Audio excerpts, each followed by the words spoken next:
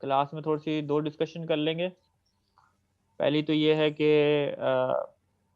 वही Newton reference method जो हमने पावर फ्लो सॉल्यूशन के लिए सॉल्व किया था उसकी एक छोटी एग्जांपल के ऊपर इम्प्लीमेंट करके देख लेते हैं। जो एग्जांपल हमने लास्ट क्लास में देखी थी वो बेसिकली 4x4 की मैट्रिक्स की थी। तो उसमें जो मैट्रिक्स फॉर्मुलेशन है वो बिट कॉम्प्लिकेटेड था, मतलब लंबा प्रोसीजर था। और आज थोड़ा सा हम ये भी डिस्कस कर लेंगे शॉर्ट सर्किट एनालिसिस वगैरह क्या होती है। ठीक है, अच्छा। तो ये एग्जांपल है, फॉर एग्जांपल यहाँ पे आपको नजर आ रहा होगा, यहाँ पे एक सिंपल एक ग्रिड है, ठीक है। And we have this transmission line of 410 kilovolt.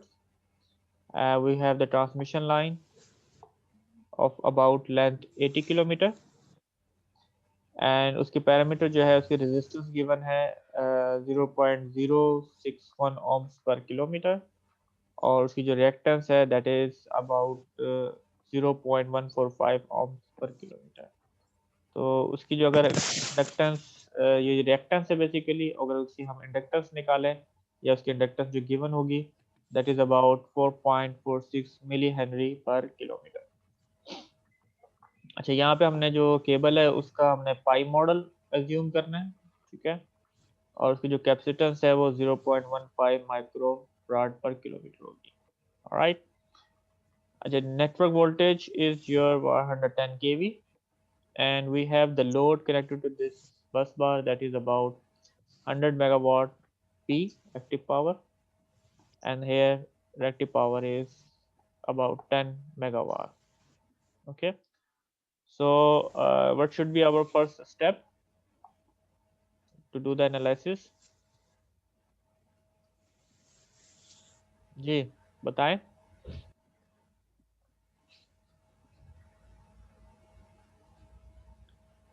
सबसे पहले हमने कैलकुलेट करनी है इसकी total impedance and then we have to convert that into per unit system. और किसी भी नेटवर्क का हमने अगर एनालिसिस करनी है, पावरफुल एनालिसिस परफॉर्म करनी है, so we have to make a admittance matrix and we have to solve that in per unit system। तो हमारे पास जो टोटल रेजिस्टेंस कैसे निकलेगी लाइन की, रेजिस्टेंस पर किलोमीटर, ठीक है, मल्टीप्लाई बाय टोटल डिस्टेंस या total length of the cable that is 80। तो हमारे पास जो पूरी ट्रांसमिशन लाइन है उसकी रेजिस्टेंस है दैट इज 4.88 ओम। इसी तरीके से अगर हम रिएक्टेंस कैलकुलेट करें टोटल तो दैट्स वाई हमारे पास जो आएगी 0.46 मिली हेनरी। रिएक्टेंस तो खैर ऑलरेडी हमें गिवन है, लेकिन सिंपल अगर आपके पास इंडक्टेंस की वैल्यू गिवन हो तो उससे हम कैसे कैलकुलेट करेंगे, we have to multiply by 2 pi. अगर फ्रीक्वेंसी गिवन नहीं है तो यू टेक 50 हर्ट्ज, ठीक है। हम 50 हर्ट्ज सिस्टम्स के ऊपर एनालिसिस परफॉर्म करेंगे and then our length of the transmission line that is 80। तो टोटल रिएक्टेंस जो है वो सीरीज रिएक्टेंस जो है ट्रांसमिशन लाइन की दैट वुड बी 11.6 ओम। बाज़ दफ़ा हम जो कैपेसिटेंस है उसको कंसिडर नहीं करते, लेकिन डिपेंड करता है वोल्टेज लेवल क्या है। तो नॉर्मली बताया जाता है कि अगर नहीं गिवन तो इसका मतलब आप इसको इग्नोर कर लें, और अगर है तो उसमें देखा है अगर आपका ट्रांसमिशन लाइन मॉडल है तो उसमें अगर हम पाई मॉडल बना रहे हैं तो that's why we have series resistance, and then what we have this pi model, we have two capacitor here, one for here that is ground and another capacitor is on the other side। तो इसकी जो total जो इसकी capacitance की value कैसे calculate होगी, जो हमारे पास टोटल कैपेसिटेंस होगी उसका हम डिवाइड कर देंगे बोथ साइड। अभी हमारे पास 2 बस सिस्टम है, सो दिस इज बस number 1 and that is bus number 2। so the grid side bus is 1 and the load side bus is 2।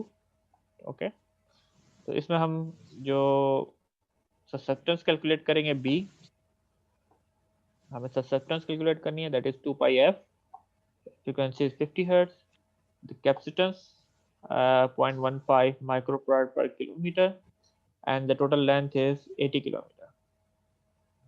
Okay, अच्छा अब इसको टोटल हमारे पास वैल्यू क्या आ जाएगी, तकरीबन 3.77 मिली सीमेंस। ओके, या इसमें हमारे पास क्या है 10 टू पावर -3। अगर हमने हम दोनों तरफ करना है तो इस b को हम डिवाइड बाय 2 करेंगे, so that would be on the both side. But before doing that, we have to convert our impedances into per unit system. So how do we going to decide that?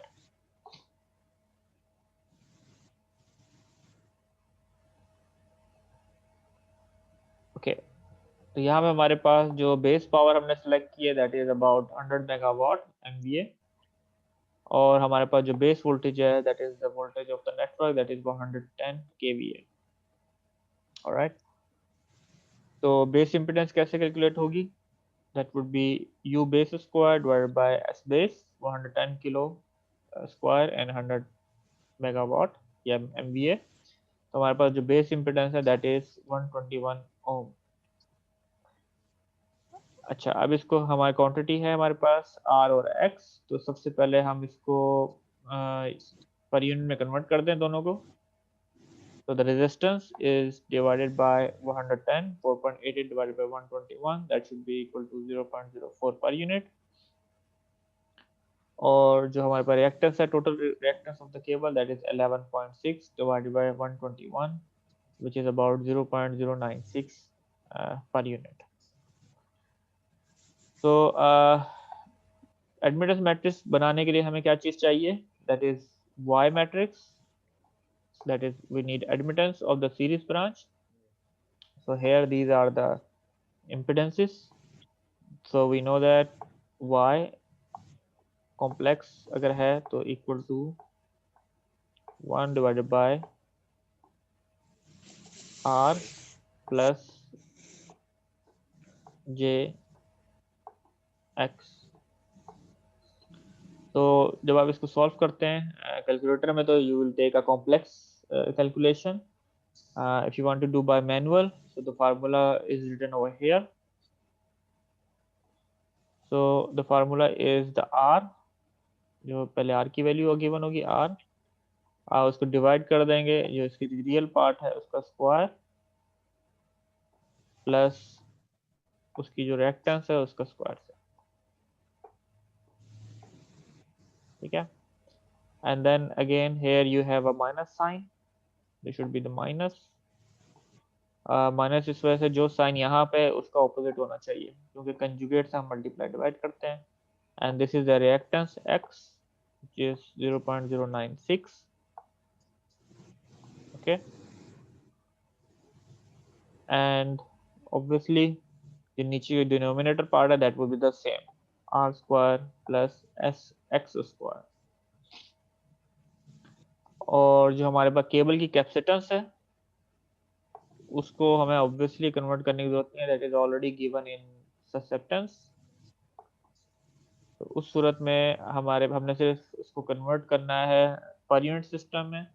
तो हमारे पास जो B per unit में कैसे हो जाएगा? Actual admittance of the cable total है ये 3.77 मिली. उस केस में हम बेस जो है अगर इम्पिडेंस की गिवन है तो जाहिर सी बात है उसको हम उससे मल्टीप्लाई कर देंगे. ऑब्वियसली पर यूनिट में कन्वर्ट कैसे करते हैं? अगर आपके पास Y गिवन है actual value and then you divide that Y base, और बेसिकली Y बेस आपका क्या है? Y base is equal to 1 over Z base.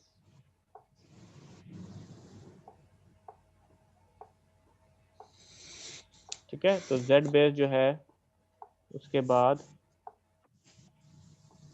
Z base जो है उसके बाद obviously you have to multiply by that. तो पर यूनिट में हमारे पास जो तमाम इम्पेडेंसेस हैं उनकी वैल्यू क्या आ गई? तो द सीरीज जो एलिमेंट है that is 3.636 minus J 8.727 in per unit. Alright, और अगर हमारे पास जो ससेप्टेंस जो कैपेसिटर की वैल्यू है दैट वुड बी 0.456. यहाँ पे हम मॉडल क्या बनाएंगे ट्रांसमिशन लाइन का? That would be something like this. ये वैल्यूज को तरफ ना जाए, वैल्यू थोड़ी सी सिंपली गलत लिखी हुई है यहाँ पे, इसको इन्वर्स नहीं होगा, या ऑब्वियसली इसका जो वैल्यू हमने कैलकुलेट की that is the answer. Okay, this is not correct.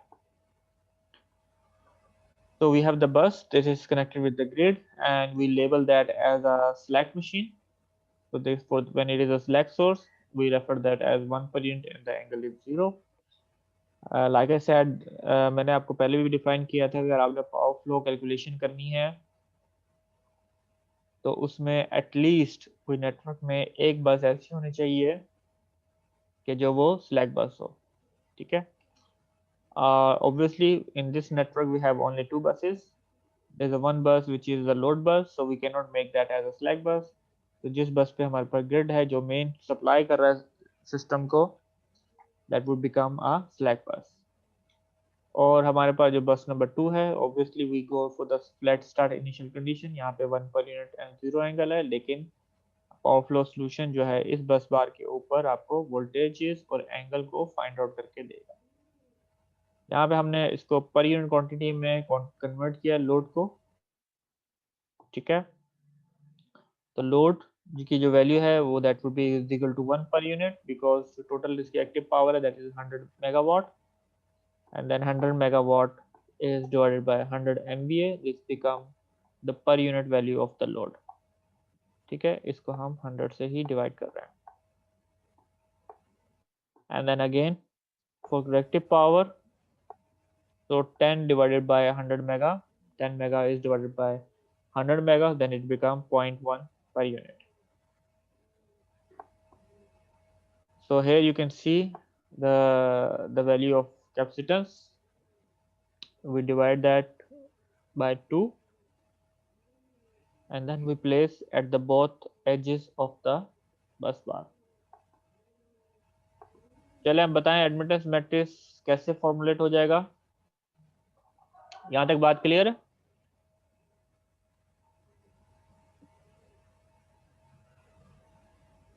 Ji Atif? Ji sir, यहाँ का क्लियर है। ठीक है, चले बताएं सरदार साहब, ये बताएं कि आपकी ये जो मैट्रिक्स होगा उसकी डायमेंशन क्या होगी?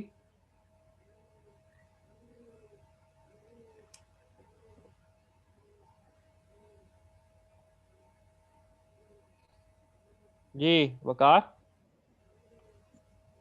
जी सर। इसकी डायमेंशन क्या होगी अगर हमने इस नेटवर्क का एडमिटेंस मैट्रिक्स बनाना है तो? Sir 4/4। Y 4/4? Sir we have 4 values. नहीं, बसेस तो 2 हैं हमारे पास। हाँ बसेस तो है।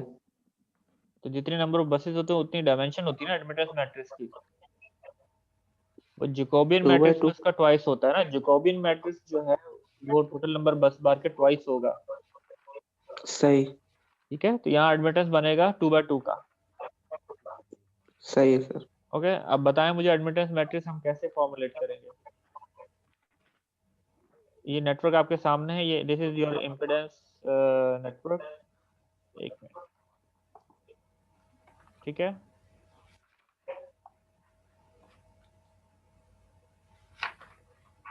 चले बताएं जरा, आइडिया दें, 2/2 का बनेगा, ठीक है। Now how I am going to index them, matrix की डायमेंशन कैसे होगी, यहाँ पे 1 first row and second row, we have a first column and then we have a second second column. Column. Second row. तो मुझे बताएं how I am going to fill these values. So you have to take these values and these values. Load की value नहीं लेंगे, ठीक है। this is not the part of the admittance matrix, this is the part of the Jacobian matrix. 3.698 पहले में आ जाएगा sir. कौन से सेल में? सेल 1 to 1 होगा या 1 2 होगा? 1 1 1 क्या क्या चीजें यहाँ पे ऐड होंगी? 3.698 और ये GS 0.22 है। नहीं, क्योंकि जो सीरीज ब्रांच है ये इसको काउंट करें ना, जो एडमिटेंस है टोटल y इसकी सीरीज की क्या होगी? 1 2 की एक मिनट, 1 2 की बात कर रहा हूँ सर। अच्छा 1 2 की बात कर रहे हैं ना, 1 2 में भी ऐसे ही बता रहा ना। तो ये जो 3.698 है माइनस जे 8.875 है, ठीक है। ये कॉम्प्लेक्स क्वांटिटी है, y कॉम्प्लेक्स बना रहे हैं यहाँ पे। मैंने बताया था सबसे पहले ये 1 2 ऑफ डायगोनल एलिमेंट्स को आप फिल कीजिएगा। यहाँ पे क्या आता है? सही सबसे है। पहले माइनस के साइन के साथ जो सीरीज ब्रांच है, इसका मतलब ये है कि बिटवीन बस बार नंबर 1 और 2 के दरमियान एडमिटेंस क्या है? तो 1 और 2 के दरमियान आपके पास टोटल एडमिटेंस ये है। You multiply by this value with minus and then you insert that over here, ठीक है। अब ठीक आती है है। बारी 1 1 की, उसमें हम कौन कौन से एलिमेंट कंसिडर करेंगे? ये वाला एडमिटेंस, यानी कि जो जितने नंबर ऑफ सेल्स हैं उनका समेशन माइनस साइन के बगैर। तो यहाँ पे ये वाली admittance y and we have a plus sign, exactly ये वैल्यू आ जाएगी।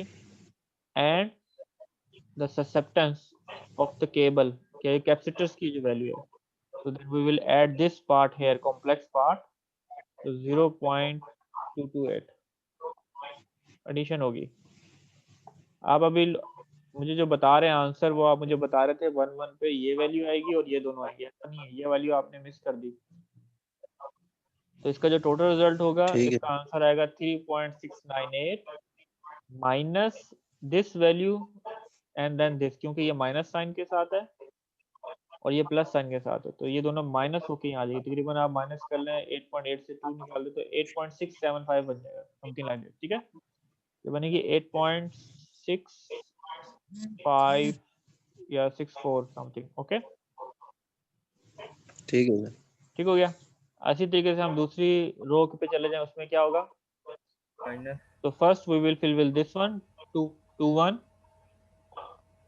so this is the admittance between bus number 2 and 1, that would be minus y, ठीक है। तो ये डायगोनल वैल्यूज जो हैं दोनों की सेम होंगी। और यहाँ पे क्या होगा? यहाँ पे भी वही चीज y,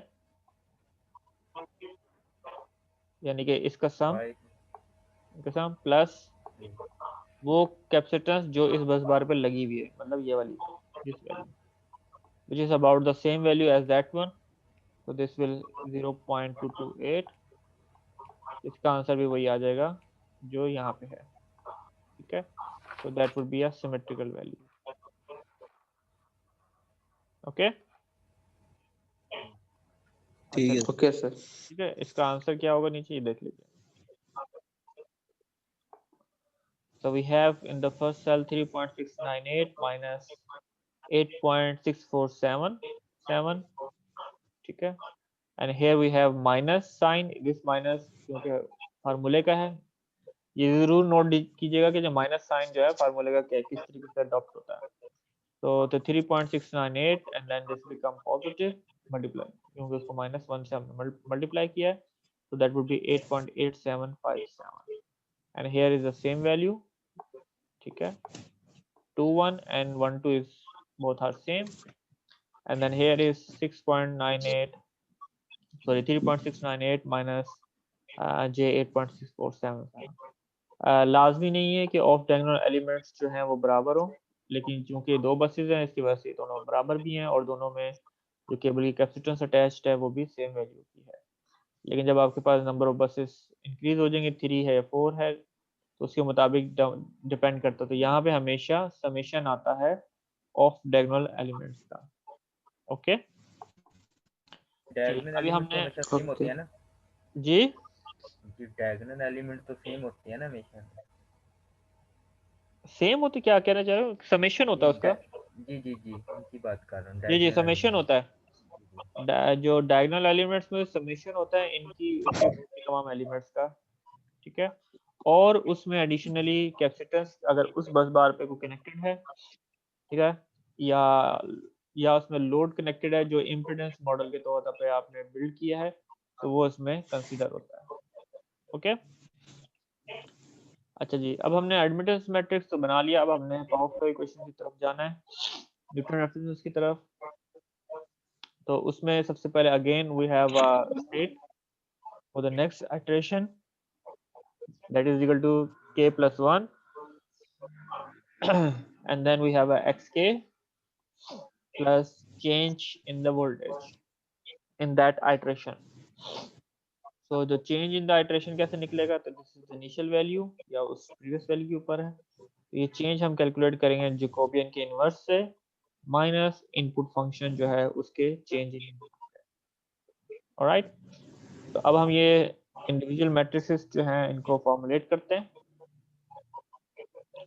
इसकी फॉर्मुलेशन कुछ इस तरीके से है कि स्टार्टिंग में हमारे पास जो वैल्यू होगी k की वैल्यू 0 है, 0 इटरेशन, उस पे हम जो अजम्पशन लेते हैं फ्लैट स्टार्ट अजम्पशन लेते हैं, और फ्लैट स्टार्ट में मैंने आपको बताया था कि तमाम बसेस के ऊपर जो है वैल्यू वो 1 पर यूनिट और एंगल 0 होगा। अब चूंकि हमारे पास जो दोनों बसेस हैं, बस नंबर 1 की बात करते हैं, उसमें हमारे पास जो वो है वो स्लैक बस है, तो उसका वोल्टेज और एंगल फिक्स होगा फॉर ऑल इटरेशन, लेकिन फॉर सेकंड बस है दिस विल बी चेंज। अब इसकी डायमेंशन देखें, जो जैकोबियन मैट्रिक्स का जो x वेक्टर है उसकी dimension is the twice of the total number of buses. तो हमारे पास टोटल नंबर ऑफ बसेस 2 है, तो इसमें जो मैट्रिक्स की डायमेंशन है वो 4 है, 1 2 3 4। ओके, और चूंकि हमारे पास लेकिन एडमिटेंस मैट्रिक्स में जितने टोटल नंबर ऑफ बसेस होती हैं उसकी डायमेंशन नहीं होती, 2/2 का होगा वो। ओके, तो ये हमने इनिशियलाइज कर दिया स्टेट वेक्टर को अपने। उसके बाद हमने इसको इनिशियलाइज करना है अपने इनपुट वेक्टर को। इनपुट वेक्टर कैसे डिफाइन होगा, उसमें हमारे पास change in reactive power, change in active power at bus bar number 1, ये बस नंबर 1 है। उसके बाद हमारे पास change in reactive power in bus bar number 2 and change in reactive power at bus bar number 2। क्योंकि ये हमारे पास स्लैक बस है, ठीक है, so for all iteration we will have these values equal to 0 as well as this one। okay, लेकिन जो हमारे पास सेकंड बस है उस पर हमारे पास लोड कनेक्टेड है, तो सबसे पहले वैल्यू आ जाएगी Q2। यहाँ Q2 का जो मैग्नीट्यूड है दैट इज इक्वल टू 0.1, लेकिन चूंकि ये लोड है that's why it is minus sign. अगर यहाँ पे सोर्स होती तो यहाँ हम इसको प्लस को रखते हैं। इसी तरीके से minus, this is for formula, and then we will calculate the actual value, यानी कि हर इटरेशन पे जो हमारे पास वोल्टेज की वैल्यूज हमने डिटरमाइन किया है या जूम किया है उसके ऊपर जो रिएक्टिव पावर है वो क्या है, ठीक है, that is why we call it calculated, and this has to be calculated at all iteration. तो एवरी इटरेशन पे हम उसको कैलकुलेट करेंगे। इसी तरीके से एक्टिव पावर है P2 and then we have a calculated value of P2, so we have to use that. हमें यहाँ पे एरर निकालना है, दोनों फंक्शन जो है बेसिकली इनपुट वेक्टर जो है वो एरर को रिप्रेजेंट करता है यहाँ पे। तो यहाँ पे हमारे पास जो parameter that is 1 per unit, this will be the fix value, this two value will be fix throughout all the iteration, लेकिन जितनी भी इटरेशन हम सॉल्व करेंगे we have to calculate these two values. Again minus sign is for the load we are consuming from the bus, यानी जो value है हम consume कर रहे हैं बस बार के ऊपर। ओके, यहाँ तक क्लियर? ठीक है, अच्छा, अब इसके बाद हमने फॉर्मुलेट करना है जैकोबियन मैट्रिक्स को, एंड जैकोबियन मैट्रिक्स हमारे पास होगा 2/2 का, सॉरी 4/4 का, ठीक है, जैकोबियन मैट्रिक्स होगा 4/4 का। तो इसमें हम जो लेबल देते हैं 1 2 3 4 कॉलम्स हैं, then we have the indexing as 1 2 3 4 for the rows, लेकिन जो फर्स्ट 2 रोज हैं वो रिप्रेजेंट करती हैं हमारे पास स्लैक बस को, और लास्ट 2 बसेस जो हैं वो हमारे पास रिप्रेजेंट करती हैं बस बार नंबर 2 को। ऑब्वियसली पहली जो बस रोज है जो 3 है वो रिप्रेजेंट कर रही है रेक्टिव पावर Q की इक्वेशंस को, QL जिसे कह लें, और जो बस बार जो फोर्थ है वो रिप्रेजेंट करती है PL। इसकी जो डायमेंशन देख ली, इसमें हमें कैलकुलेट क्या क्या करना है। देखिए हमारे पास स्लैक बस है तो इसकी जो ऑफ डायगोनल एलिमेंट्स है that should remain the same for all iteration. This is 1, ठीक है, वो हमने लास्ट क्लास में देख लिया था इसका 1 का मतलब क्या है। लेकिन इसके जो जितने कॉलम्स हैं तो they should all be zero होंगे। This is also 0 because there is no change due to the slack bus voltage. और जो एट द एंड हमने इसने कैलकुलेट करना है, जब सोल्यूशन हमारे पास फाइंड आउट हो जाएगा तो हम कैलकुलेट करेंगे एक्टिव और active power that is supply by this slack source. और इसी तरीके से हमारे पास जो तमाम रोज हैं उसके ऊपर भी इसका कोई इफेक्ट नहीं आ रहा, that's why we have 0 over here. Okay, अच्छा अब बात आ गई लोड बस की। तो लोड बस के ऊपर हम कैलकुलेट करेंगे these 4 parameters in every iteration. Okay, so the first जो वैल्यू है यहाँ पे वो हम देख रहे हैं change in Q at bus bar number 2 with respect to the voltage change in the bus bar number 2, क्योंकि ऑब्वियसली जब ये दो चीजें कांस्टेंट हैं तो सिस्टम का रिस्पांस तो अफेक्ट नहीं होगा जो बस बार नंबर 2 के वोल्टेजेस के ऊपर है। लेकिन ये दो वोल्टेज और एंगल जो है ये चेंज होंगे तो इसका इफेक्ट सिस्टम के ऊपर आएगा, लोड बस के ऊपर आएगा। तो यहाँ यानी कि हम रेक्टिव पावर चेंज निकाल रहे हैं विद रिस्पेक्ट टू U2 और यहाँ पे रेक्टिव पावर चेंज है with respect to the angle change. Similarly यहाँ पे एक्टिव पावर चेंज है विद रिस्पेक्ट टू U2 और यहाँ पे एक्टिव पावर चेंज है विद रिस्पेक्ट टू एंगल 2। ठीक है, यस सर। ओके, अच्छा जी।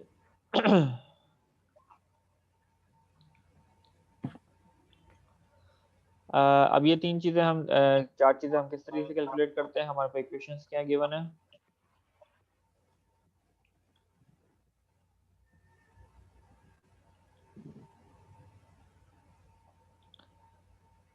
सबसे पहले हमने कैलकुलेट इक्वेशन को सिंपलीफाई करना है फॉर कैलकुलेटेड वैल्यू से।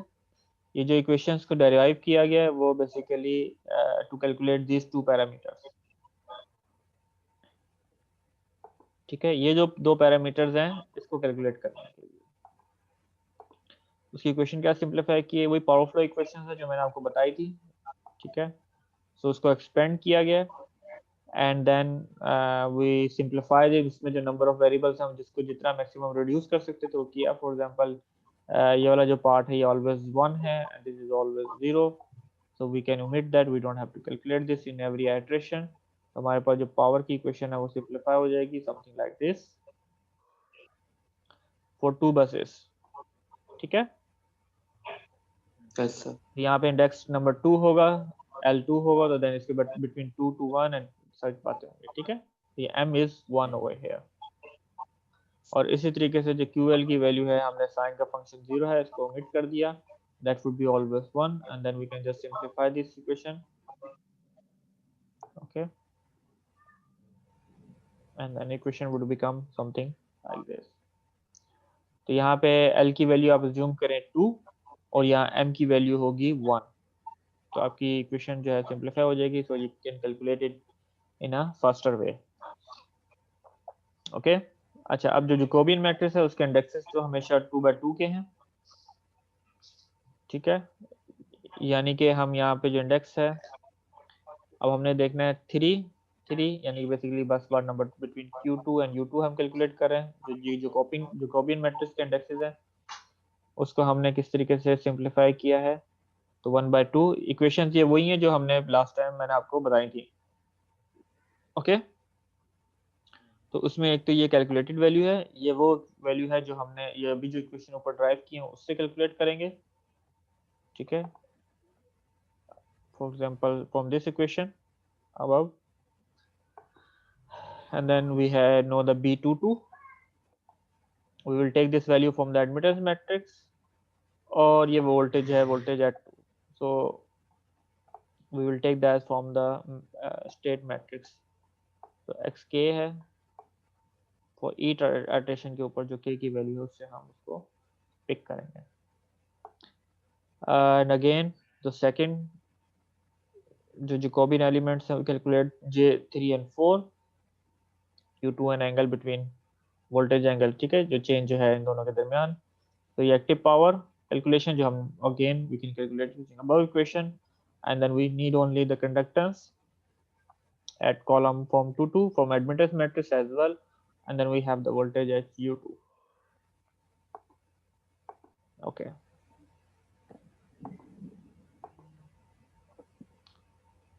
And then we will calculate the matrix at 4 3 and then 4 4. वही चीज़ है. इसमें हमारे पास एक्टिव पावर कैलकुलेटेड है, इसमें हम G2 की वैल्यू कैलकुलेट करें. ऑब्वियसली आप कैलकुलेशन का फार्मूला देखें तो तकरीबन आपको वैल्यू एक दफ़ा कैलकुलेट करनी है, सिर्फ आपके साइंस जो है वो चेंज हो रहे हैं. तो है you calculate B22 and U2. ये हमने इक्वेशन को सिंपलीफाई किया, तो सिंपलीफाई करने से हमारे पास जो है कैलकुलेशन थोड़ी सी आसान हो जाती है. और इन दोनों चीज़ों में एलिमेंट्स में देखें तो ये जो चीज़ है आपके पास -J22 एंड U2 स्क्वायर, जो मैग्नीट्यूड दोनों का सेम है, लेकिन यहाँ पे हमारे पास सिर्फ साइंस यहाँ पे चेंज हो रहा है. So we have to calculate this one and we can use this calculation for calculating all 4 elements of the Jacobian matrix. इसी तरीके से that is for the fourth.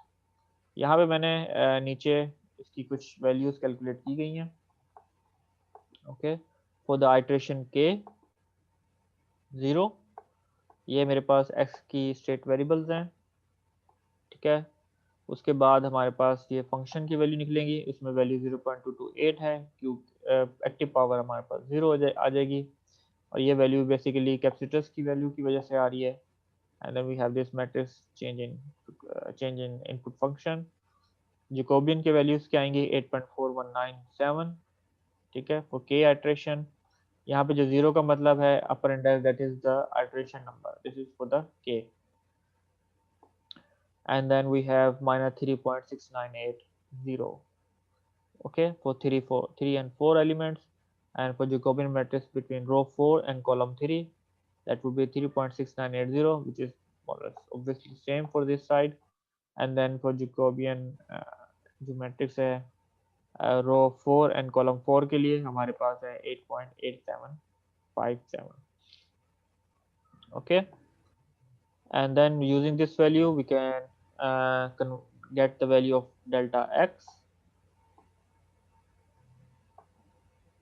तो जो इटरेशन k के ऊपर हमने वैल्यू एस्टिमेट की फॉर के x1, तो वो हमारे पास वैल्यू कुछ इस तरीके से आ जाएंगे. 1 पर यूनिट, 0 पर यूनिट ये फिक्स रहेंगी. बस बार नंबर 2 पे जो वैल्यू है वो है 0.969, और जो एंगल है दैट इज -0.1052. ये एंगल जो है रेडियन में है, यहाँ पे हम रेडियन में कैलकुलेट कर रहे हैं, नॉट इन डिग्री.